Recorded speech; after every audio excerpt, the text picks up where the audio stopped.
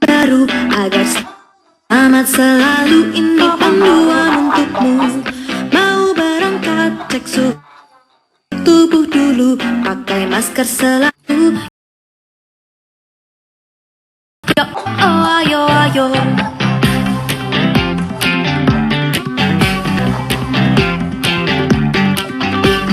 Yo, oh, oh, oh, ayo, ayo. Yo, oh, oh, oh, ayo.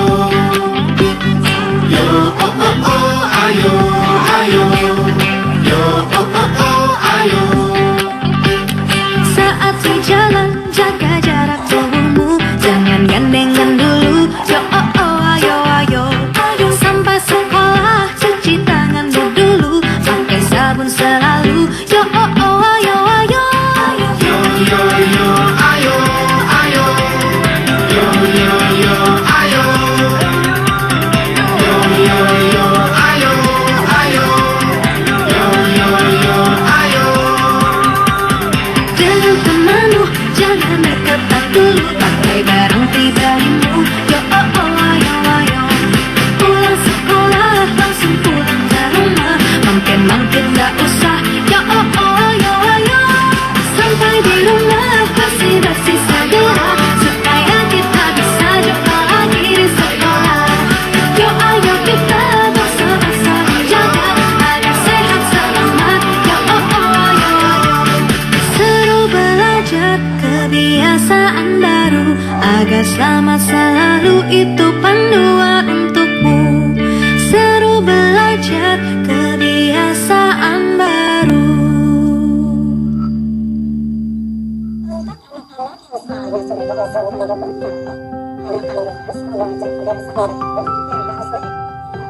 Untuk anak-anak yang sekolahnya sudah diizinkan dibuka, ada panduan seru belajar kebiasaan baru yang harus diikuti ya ayah bunda, agar terhindar dari penularan COVID-19. Pastikan kondisi lahir dan batin anak dalam keadaan sehat. Baju yang dipakai haruslah dalam kondisi bersih. Anak harus sudah sarapan dan bawa bekal makanan sehat. Ingatkan anak supaya tidak pinjam-meminjam perlengkapan pribadi. Jangan lupa maskernya ya. Ini Terima kasih, Bunda. Hindari menyentuh permukaan benda-benda. Ingatkan anak untuk cuci tangan pakai sabun setelah menggunakan transportasi publik atau antar jemput. Hindari menyentuh permukaan benda-benda, serta jaga etika batuk dan bersin selama di jalan. Jaga jarak aman di perjalanan. Jaga jarak. Jangan sampai virus menyala. Nah, yang pakai ojek online, sebaiknya bawa helm sendiri ya. Yuk, bantu sekolah. Langsung ke sekolah, jangan mampir-mampir dan langsung pulang setelah mengantar. Yuk, bantu sekolah, menjaga anak-anak tetap sehat dan selamat. Wayan, langsung cuci tangan pakai sabun, segera mandi, ganti baju dengan yang bersih ya. Iya, Bunda. Ayah, bunda, jangan sampai terlewat panduan langkah sehat anak sekolah di tengah pandemi. Yuk, jaga kesehatan mereka, biar anak-anak sehat dan selamat saat seru belajar kebiasaan baru.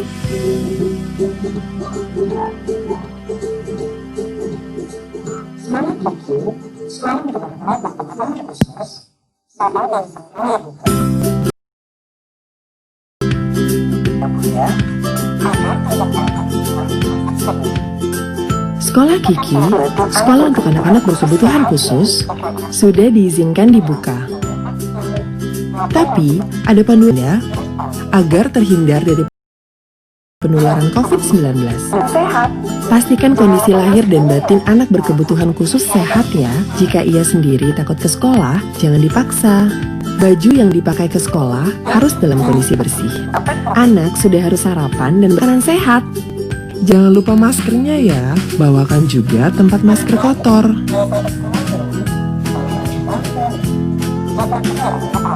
Ingatkan anak supaya tidak pinjam-meminjam perlengkapan pribadi.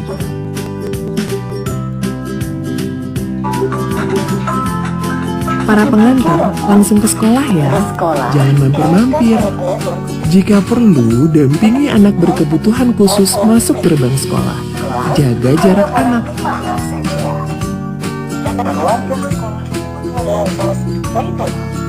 Titip Kiki ya, Bu. Siap, Bu. Di sekolah, ingatkan anak-anak berkebutuhan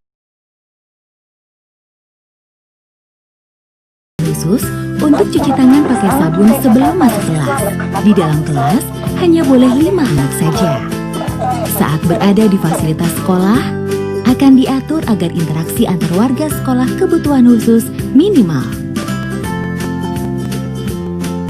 Pastikan siswa berkebutuhan khusus dijemput walinya. Langsung pulang dan hindari. Bersama kita jaga para siswa berkebutuhan khusus agar selalu sehat dan selamat di Seru Belajar Kebiasaan Baru.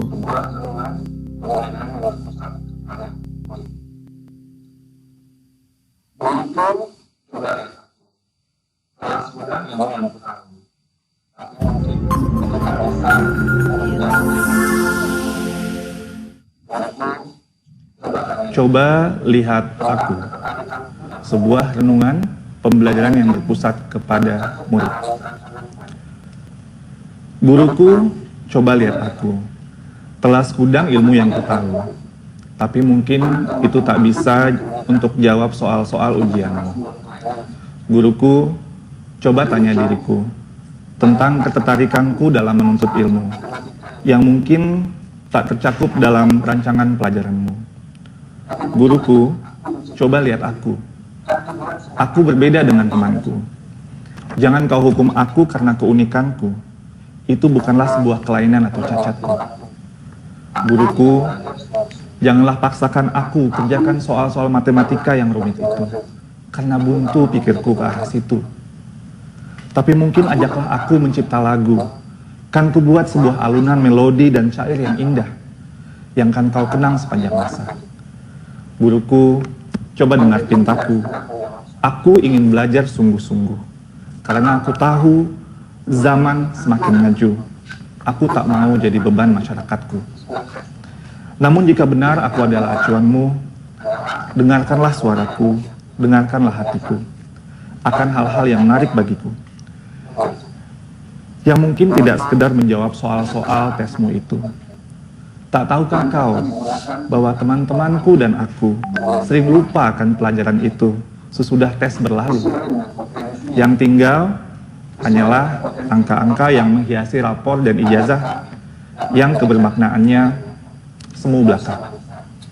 Guruku, ajarkanlah aku ilmu yang berguna, yang kan kami gunakan ketika kami melangkah ke dunia kerja dan kehidupan yang nyata. Sesuai dengan potensi yang kami punya, sesuai dengan potensi negeri kami punya, agar kami dapat memberikan hasil yang nyata bagi nusa bangsa Ibu Pertiwi tercinta. Guruku, coba lihat, dengar, dan tanya diriku tentang apa yang aku mau, karena aku bukanlah benda bisu lugu.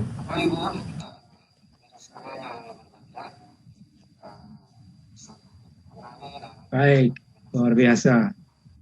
Puisi dari Pak Dirjen tadi menutup iklan. Nama-nama tadi ya. Baik, Bapak Ibu, hadirin sekalian yang berbahagia, kita bisa bertemu kembali dalam kegiatan webinar series ini. Assalamualaikum warahmatullahi wabarakatuh. Waalaikumsalam warahmatullahi wabarakatuh.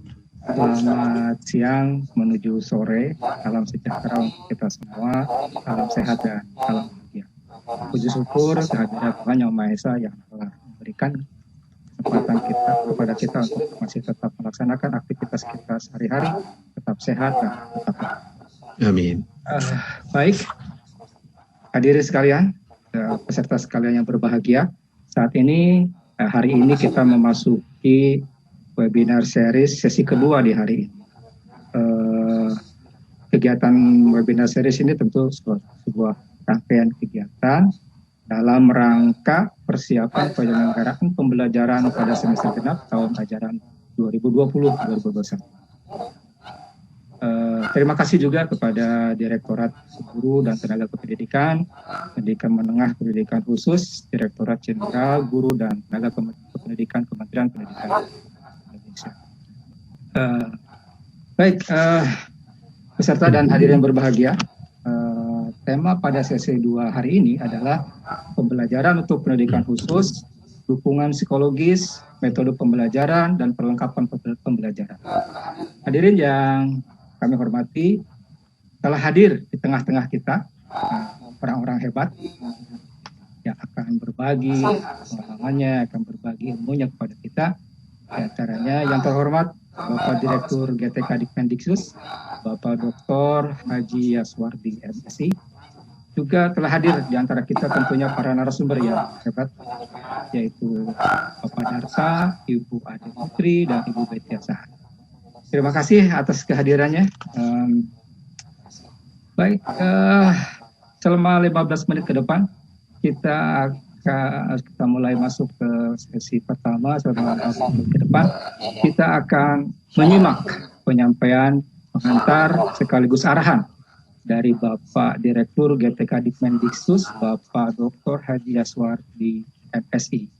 Pada yang terhormat, Bapak Direktur, waktu dan tempat dipersilakan. Silakan Pak. Terima kasih Pak Iim. Bismillahirrahmanirrahim. Assalamualaikum warahmatullahi wabarakatuh. Waalaikumsalam. Selamat siang dan salam sejahtera untuk kita semuanya. Yang saya hormati Bapak dan Ibu narasumber, moderator, Pak Iim, host dan panitia pelaksana. Pertama, kita bersyukur pada kesempatan ini masih diberi nikmat sehat oleh Allah Subhanahu wa Ta'ala, Tuhan yang Maha Esa. Ini adalah salah satu bentuk ucapan terima kasih kita kepada Allah Subhanahu wa Ta'ala, Tuhan yang Maha Esa. Yang kedua, diberikan kesempatan untuk berdiskusi. Makna diskusi Bapak dan Ibu adalah dalam rangka memperkuat wawasan kita. Literasi adalah salah satu wujud dari seorang yang katakan profesional. Shakespeare mengatakan, try again, you may be success.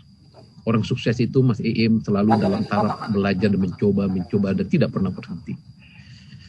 Kemudian, seorang ahli yang selama ini kita kenal dengan Einstein mengatakan, orang cerdas adalah bagaimana mengemas konsep-konsep yang sulit, menyampaikan dengan bahasa yang sederhana. Itulah orang cerdas. Webinar ini tatanannya adalah tatanan implementasi, bukan tatanan konsep. Makanya bahasa yang kita sampaikan adalah bahasa yang implementatif, yang benar-benar bisa dipahami, kemudian dapat diimplementasikan dalam dunia nyata, terutama oleh pendidik dan tenaga kependidikan, dalam ini guru yang insya Allah tugasnya sangat mulia, yaitu di pendidikan khusus yang benar-benar Bapak dan Ibu sangat membutuhkan pendekatan yang inklusif, dalam arti kita memasuki dunia anak. Kita berada pada posisi benar-benar anak itu adalah aset dan kebanggaan kita. Satu kata pengantar dari saya, siapapun anak di Indonesia, berikan pesan yang pertama, loving children. Kami cinta dengan Anda, kami sayang dengan Anda. Kata-kata ini nggak selesai, Bu Betty. Harus tindak lanjut dengan touching, sentuhan. Tatapan mata yang menyenangkan, gestur yang lembut, suara yang menyenangkan. Ajakan yang membuat anak-anak itu respect dengan kita. Pastikan, seorang guru tidak cukup dengan profesional dalam tatanan knowledge, tapi Mas Iim dia harus sampai kepada inspiring person. Pribadi-pribadi yang menginspirasi. Kalau itu guru, inspiring teacher. Guru yang menginspirasi. Untuk itu, apalagi kita sekarang ini berbicara tentang anak-anak dalam tanda berkebutuhan khusus, maknanya ada. Kita memberikan kekhususan dalam pelayanan. Dengan pendekatan loving, dengan pendekatan touching. Itu pengantar yang pertama. Ucapan terima kasih kepada narasumber hebat. Saya senang dengan moderator, panitia pelaksana. Seri webinar ini sudah diluncurkan oleh Bapak Dirjen. Tadi disampaikan puisi yang sangat membuat kita Bapak dan Ibu akan melakukan refleksi. Apakah kita sudah melakukan yang terbaik pada anak didik kita? Atau kita baru sekedar menyampaikan informasi-informasi, tapi lupa kita melakukan refleksi. Apakah kita sudah meyakinkan, mengukur apa yang kita sampaikan itu berdampak positif pada anak? Apakah kita sudah mengukur? Anak-anak sangat respect dan bangga dengan kita.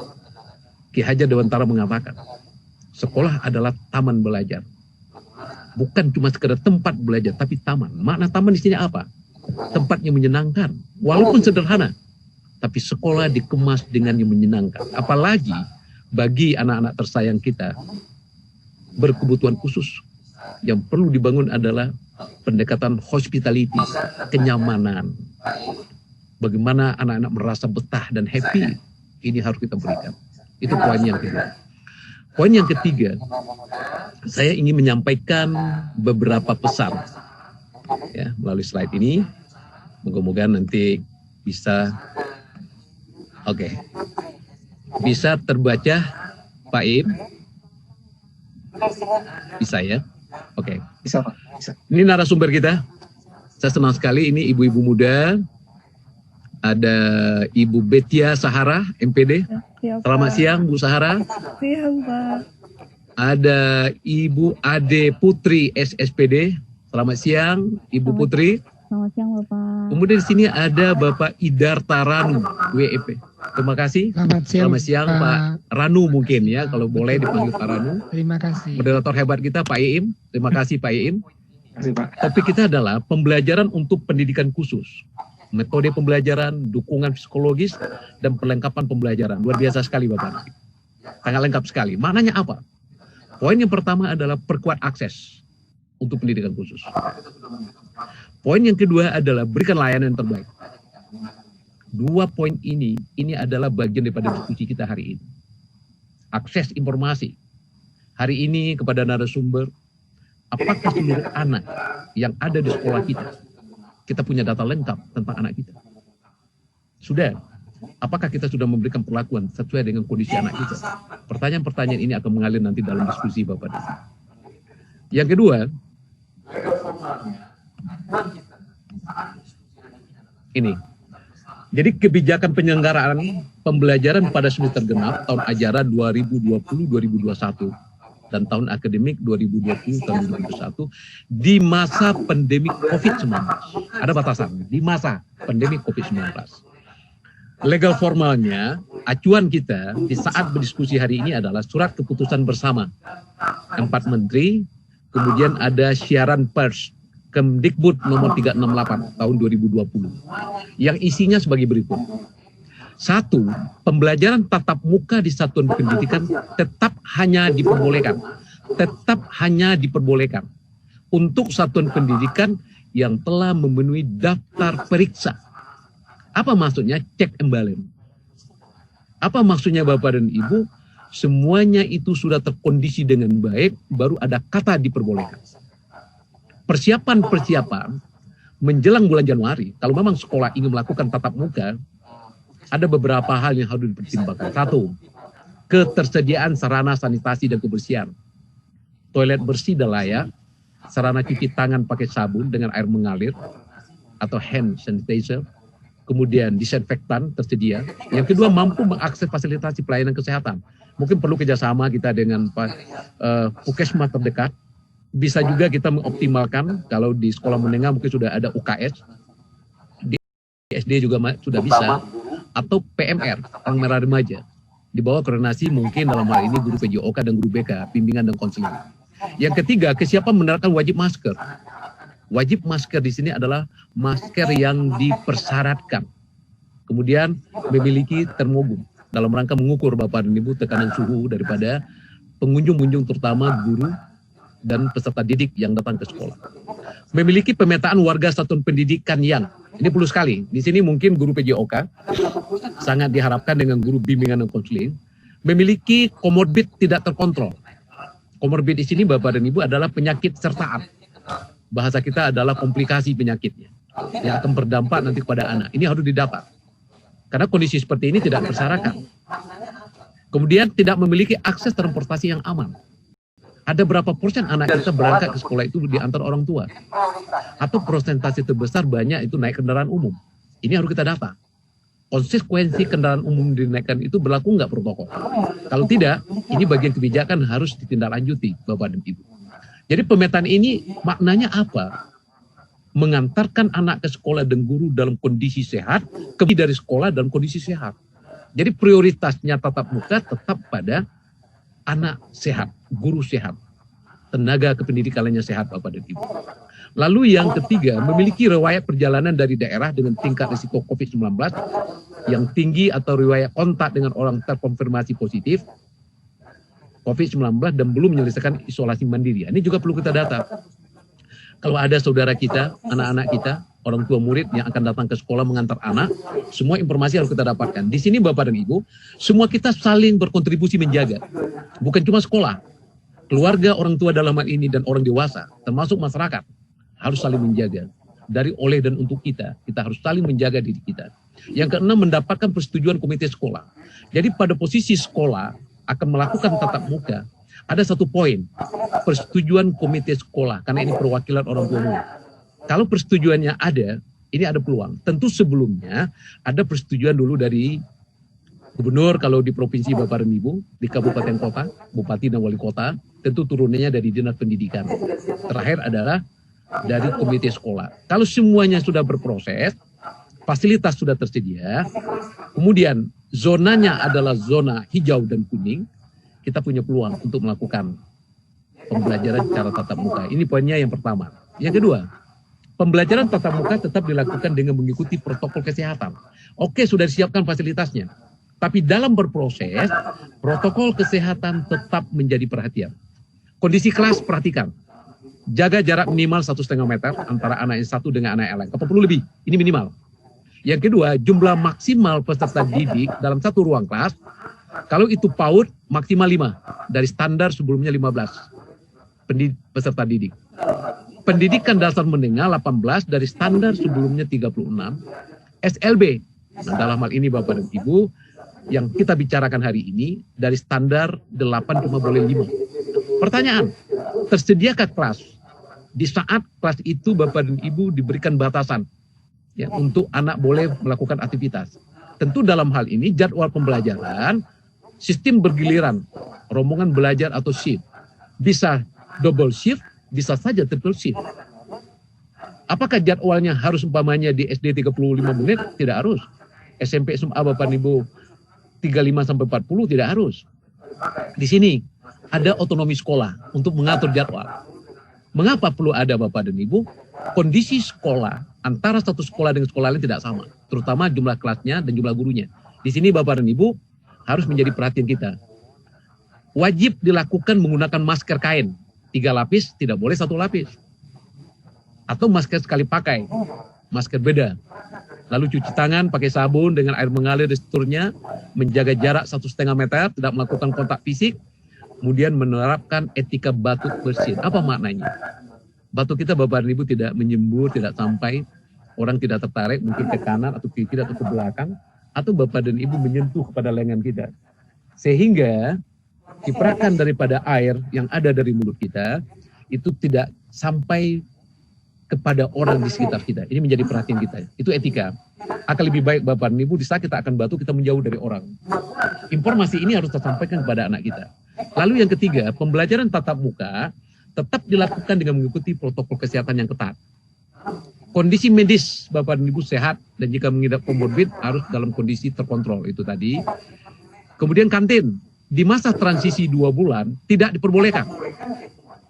Tetapi 2 bulan ke depannya atau setelah berjalan 2 bulan diperbolehkan dengan protokol kesehatan yang ketat. Memungkinkan nggak Ibu kantin kita siap? Belum tentu Bapak dan Ibu. Kalau memungkinkan difasilitasi oleh sekolah. Ini menjadi perhatian. Kegiatan olahraga dan ekstrakurikuler tidak diperbolehkan di masa transisi. 2 bulan waktunya. Diperbolehkan kecuali kegiatan yang menggunakan peralatan bersama dan tidak memungkinkan penerapan jarak minimal 1 meter. Misalnya basket dan voli itu tidak diperbolehkan. Tenis meja boleh. Catur silakan saja Bapak dan Ibu, tidak menggunakan banyak orang. Lari silakan saja. Senam masih bisa. Intinya yang ada kerumunan, kemungkinan Bapak dan Ibu bersentuhan secara fisik itu tidak diperbolehkan. Kegiatan selain pembelajaran tidak diperbolehkan ada kegiatan selain KBM. Contoh, yang tidak diperbolehkan orang tua menunggu siswa di sekolah. Boleh mengantar, tapi kembali ke rumah, nanti jemput lagi. Orang tua tidak boleh menunggu Bapak dan Ibu. Apalagi masuk kelas. Rapat-rapat orang tua sementara dihindari. Pada masa transisi, kecuali Bapak dan Ibu diperbolehkan dengan protokol kesehatan setelah 2 bulan berjalan. Lalu diperbolehkan dengan protokol kesehatan, kegiatan di luar sekolah. Boleh, tapi tetap dengan protokol kesehatan. Bapak dan Ibu, ada 6 langkah menjadi inspiring teacher yang saya sampaikan tadi, Mas Iim. Pertama, memiliki empati, ada rasa.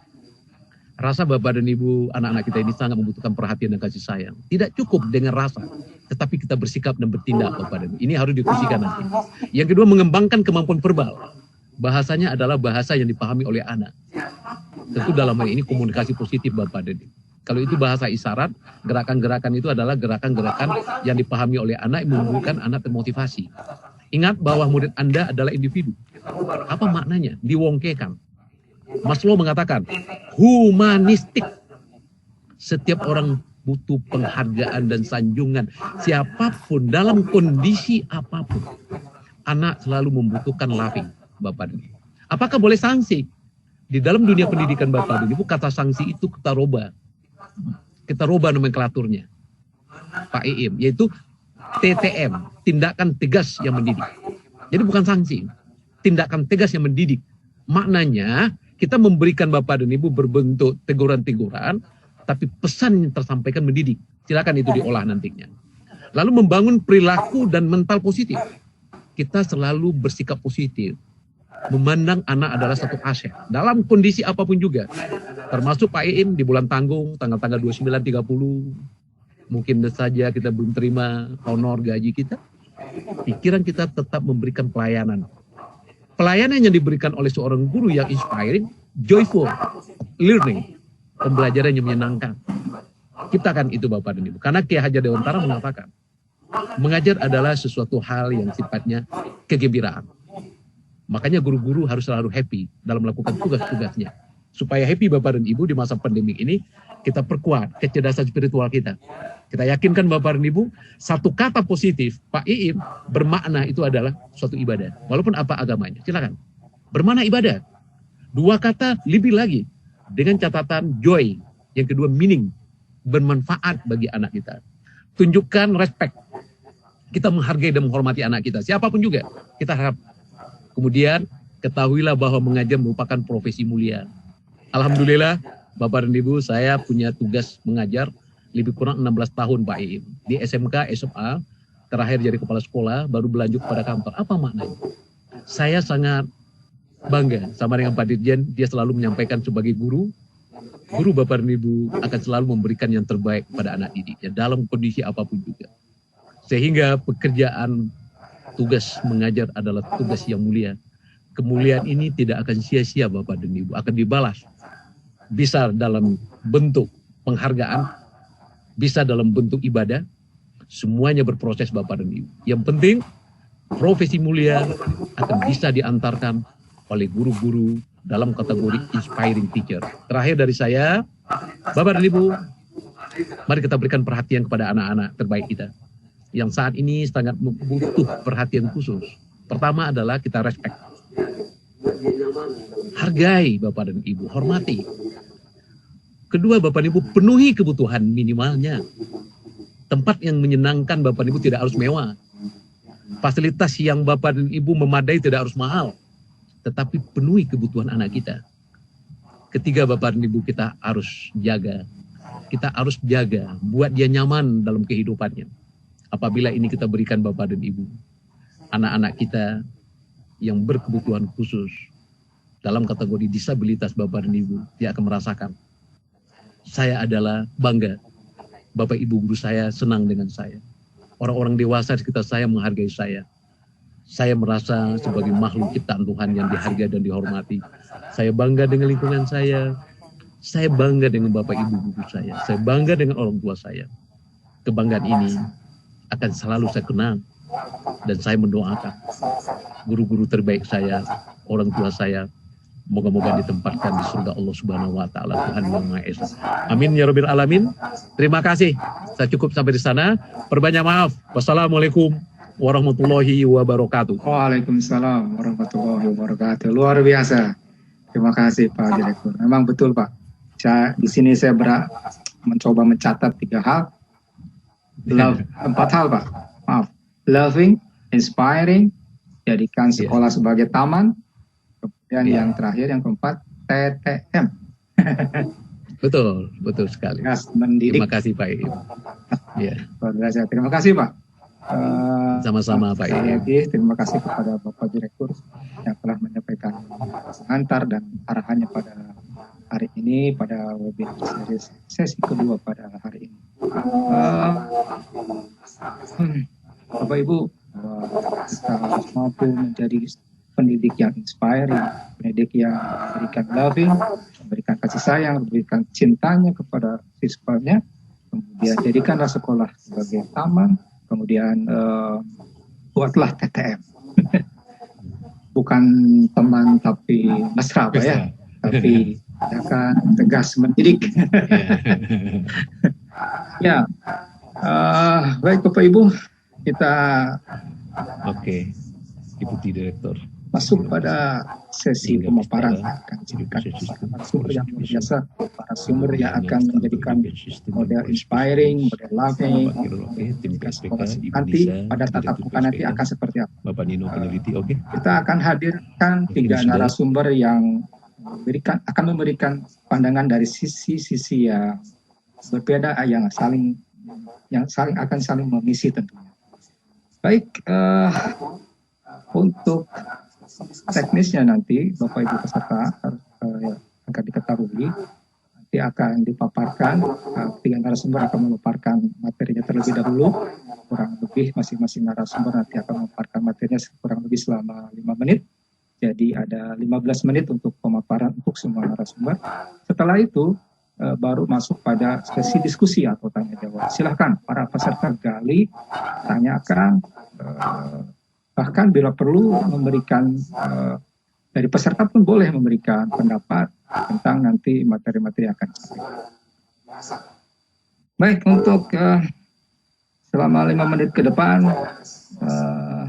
kita akan mendengarkan atau menyimak pemaparan dari narasumber kita yang pertama, dan tentunya beliau telah siap dan hadir di tengah-tengah kita, seorang narasumber yang luar biasa, yaitu Bapak Darta Ranuwijaya SOS MPD. Baik, sebelumnya saya sampaikan dulu identitas singkat beliau. Beliau nama lengkapnya adalah Bapak Darta Ranuwijaya SOS MPD, kelahiran 28 Desember 1972. Beliau sebagai ortopedagog, penulis, kemudian sebagai ahli inclusive education spesialis di HOM PBS Bandung. Rupanya beliau tinggal di Bandung nih. Kemudian juga beliau sebagai penulis buku pelajaran non-teks pada tahun 2018.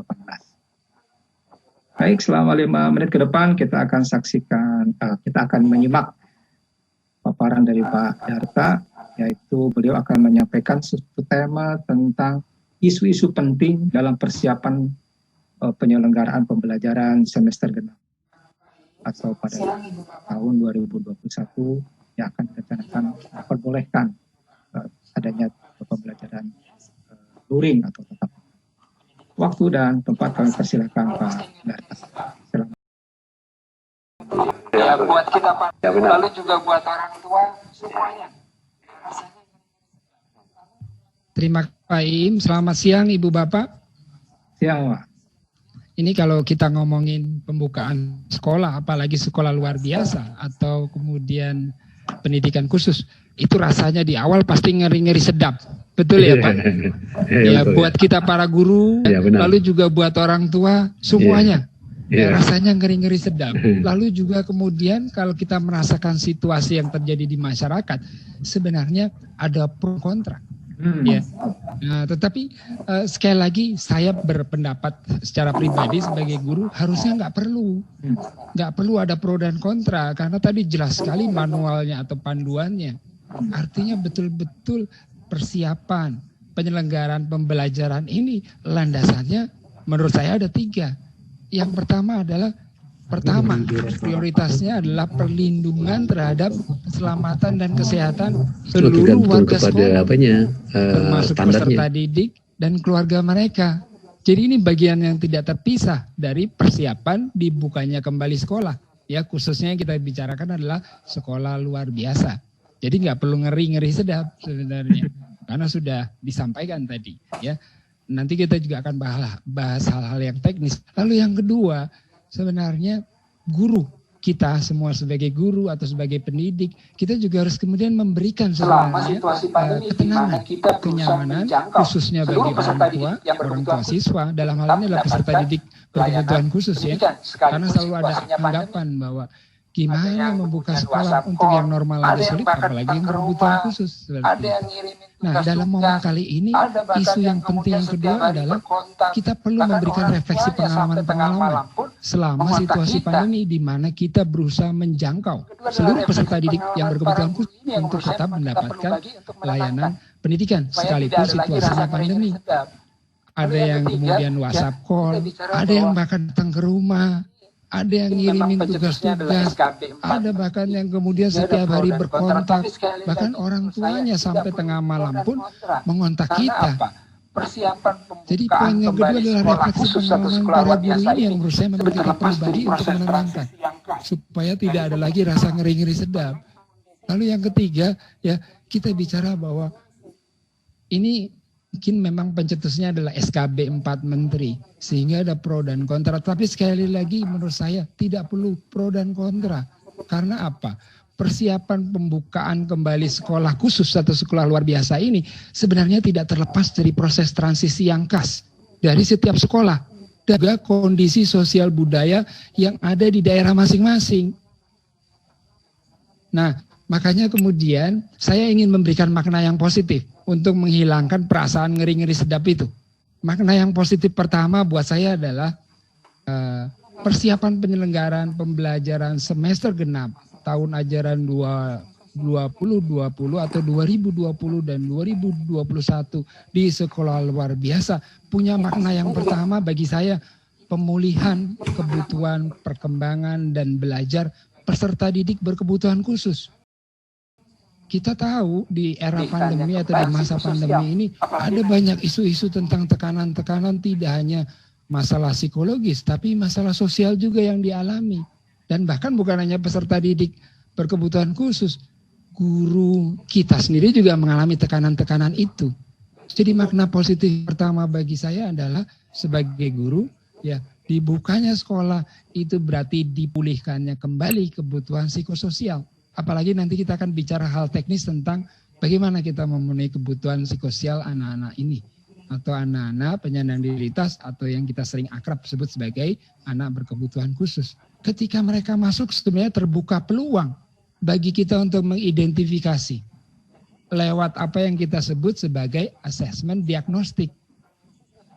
Sementara pada waktu bulan Agustus lalu, kalau kemudian teman-teman guru mengingat, Kementerian Pemberdayaan Perempuan dan Anak itu misdata antara bulan Januari dan Agustus ada sekitar 4.598 kasus kekerasan. Dan ini bagi saya terbuka peluangnya di mana peserta didik berkebutuhan khusus mendapatkan pengalaman-pengalaman yang tidak menyenangkan. Karena mereka sangat rentan sekali menghadapi berbagai macam perubahan, ditutupnya akses sekolah, lalu berubahnya rutinitas belajar, itu menimbulkan tidak hanya tekanan-tekanan secara psikologis, tapi juga kebutuhan sosial emosi yang kemudian tidak terpenuhi. Jadi itu makna yang pertama, ada upaya dari pemerintah untuk memulihkan kembali. Lalu kemudian makna yang kedua, supaya kemudian kita makin yakin seperti itu adalah dibukanya kembali. Makna yang kedua, dibukanya kembali sekolah luar biasa, ya. Ini merupakan satu bentuk implementasi pengembangan praktik-praktik pendidikan inklusif. Karena apa? Dulu banyak sekali yang komplain pada guru-guru atau pada sekolah gitu. Emang PJJ bisa? Emang PJJ efektif? Ya memang kita yakini bahwa ya tidak semua peserta didik berkebutuhan khusus ya bisa melakukan modus pembelajaran secara daring kan seperti itu ya. Tapi sekali lagi makna positif yang kedua adalah bahwa jangan khawatir kemudian ketika kita bicara tentang praktik pendidikan inklusif dengan dibukanya sekolah. Setiap peserta didik berkebutuhan khusus kemudian semakin terbuka peluang terhadap akses media-media pembelajaran yang sesuai, lalu juga teknologi-teknologi yang adaptif, bahkan juga kemudian layanan-layanan yang memang dibuka, yang pada waktu masa pandemi itu terputus. Nah itu makna positif yang kedua bagi saya sebagai seorang guru, bahwa dibukanya sekolah itu memberikan makna pengembangan praktik pendidikan yang jauh lebih inklusif. Apalagi ketika mereka masuk. Lagi, Pak. Iya, terima kasih. Apalagi ketika mereka masuk, kita mengembangkan yang namanya program pembelajaran individual bagi semua anak, ya, yang kita sesuaikan dengan kebutuhan perkembangan dan belajar mereka. Lalu makna ketiga bagi saya sebagai seorang guru, makna yang positif, ya, rencana dibukanya sekolah ini kan sebenarnya menunjukkan koordinasi, tanggung jawab, kerjasama bersama dari siapa? Pemerintah daerah, pemerintah pusat, pemerintah daerah, bahkan sekolah dan seluruh warga masyarakat. Buktinya apa? Ya, buktinya adalah ketika kemudian kita melihat bahwa proses-proses di sekolah ini menjadi semakin baik kualitasnya. Ya, tanggung jawab ini memberikan semacam keyakinan bagi kita, bukan hanya sekedar membuka sekolah, tapi membuka sekolah yang berkualitas. Contohnya apa? Tadi ada panduan di situ. Ternyata diintegrasikan perilaku-perilaku positif dan pola-pola hidup sehat ke dalam sekolah.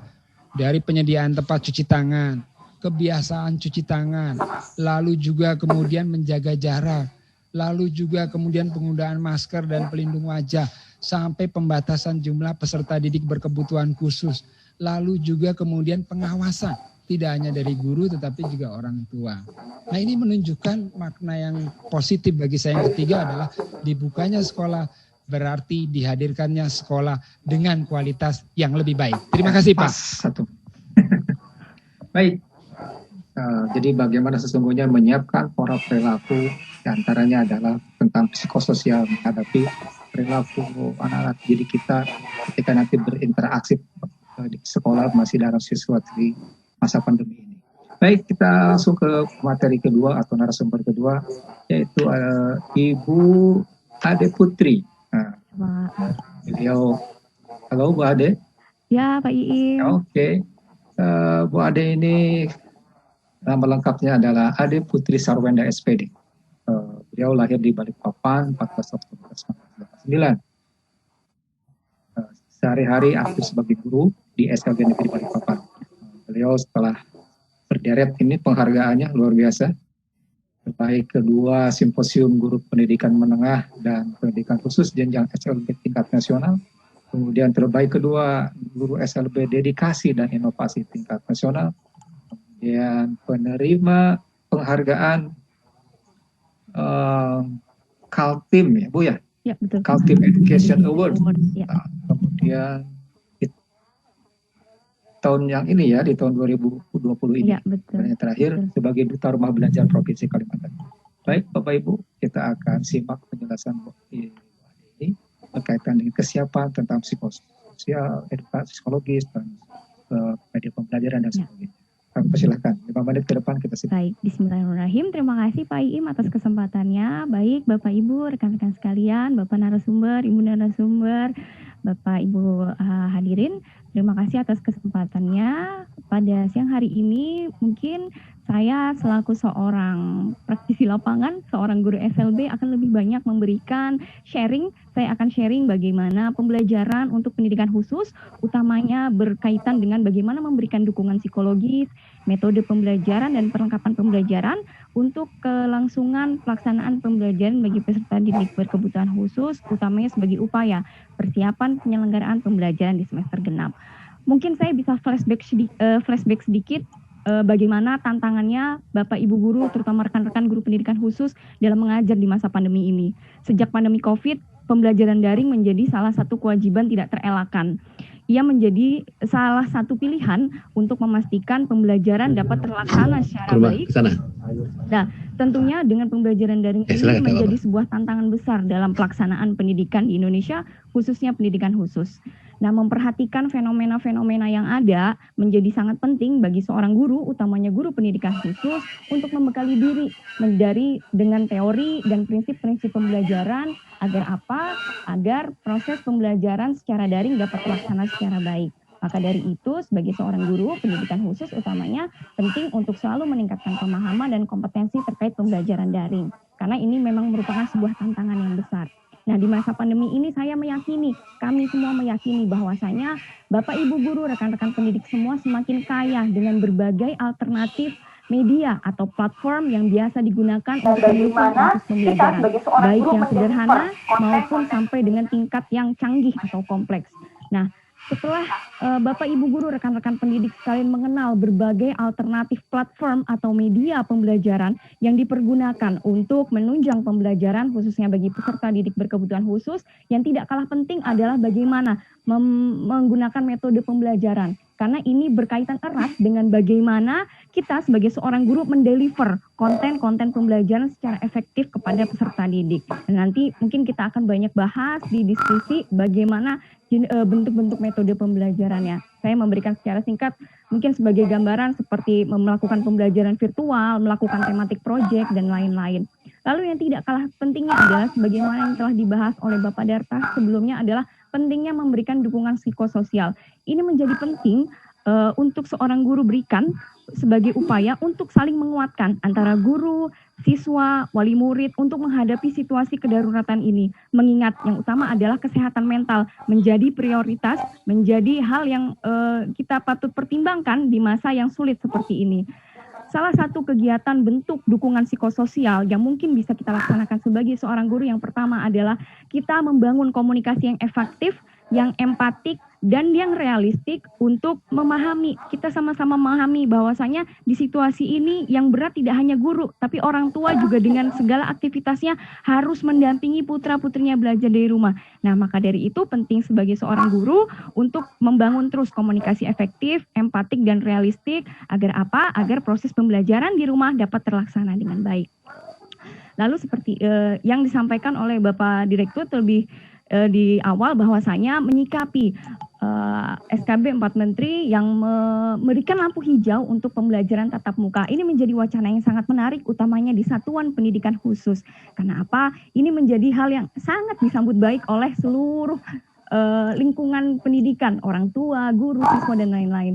Tapi walaupun sangat merindukan belajar di sekolah, namun hal ini tetap menjadi dilema karena pandemi tetap belum berakhir. Nah, tentunya butuh sebuah skema untuk pelaksanaan proses pembelajaran tatap muka pada saat masa pandemi, khususnya di sekolah khusus, yang harus dipersiapkan secara ketat dan matang, terlebih karena peserta didik kita adalah peserta didik berkebutuhan khusus. Salah satunya yang bisa dipersiapkan, menyambung dari apa yang tadi disampaikan oleh Bapak Direktur, yang pertama adalah bagaimana sekolah menyiapkan sarana-prasarana pendukung, seperti wastafel dengan sabun, lalu hand sanitizer, dan lain-lain. Lalu yang kedua adalah bagaimana penyiapan pedoman pelaksanaan tatap muka. Ini yang harus benar-benar dipersiapkan karena mengingat peserta didik kita adalah peserta didik berkebutuhan khusus. Maka sekolah juga harus mengeluarkan skema pedoman yang mengatur yang pertama jam masuk sekolah, lalu jarak antar meja, lalu adanya jalur masuk, jalur khusus untuk keluar atau masuk, mengingat namanya kegiatan di sekolah kadang-kadang anak-anak bahkan gurunya suka tidak sadar berbentrokan keluar masuk, dan itu harus benar-benar diatur ketika kita mulai melangsungkan kegiatan pembelajaran secara tatap muka di masa pandemi seperti ini. Lalu yang bisa kita lakukan lagi adalah membuat skema bagaimana tidak ada jam istirahat, dan juga kita membuat sebuah skema untuk lingkungan sekolah berkaitan dengan tidak adanya kerumunan di lingkungan sekolah seperti pedagang dan dilarang menunggu. Jadi sistemnya menggunakan drop off. Nanti mungkin kita bisa membahas secara dengan diskusi. Lalu juga sekolah hendaknya menyiapkan yang namanya survei kesiapan. Ini untuk melihat kesiapan orang tua, setuju atau tidak, lalu untuk mendata. Nah, ini berkaitan dengan rekam jejak sakit yang diderita oleh anak, mengingat beberapa peserta didik berkebutuhan khusus ada yang memiliki penyakit penyakit bawaan. Dan jika memang seperti ini, maka tidak bisa kita paksakan untuk siswa tersebut melakukan kegiatan tatap muka. Nah, setelah semua siap, baik, terima kasih Pak Iim. Setelah semua siap, segala prasarana harus dipenuhi agar memberikan ketenangan. Baik, penyiapan sikap guru pendidikan khusus dan seluruh lingkungan sekolah untuk menyambut tatanan pembelajaran tatap muka di masa pandemi ini tentunya dari sudut pandang sebagai seorang guru, harapannya kita sendiri bisa memastikan bahwa setiap peserta didik berkebutuhan khusus tetap mendapatkan kesempatan untuk memperoleh pembelajaran yang berkualitas. Nah, banyak hal yang harus disiapkan sebelum sekolah tatap muka kembali dilaksanakan. Walaupun orang tua atau wali murid menyatakan siap untuk masuk ke dalam sekolah, namun kita menyadari bahwa peserta didik kita yang berkebutuhan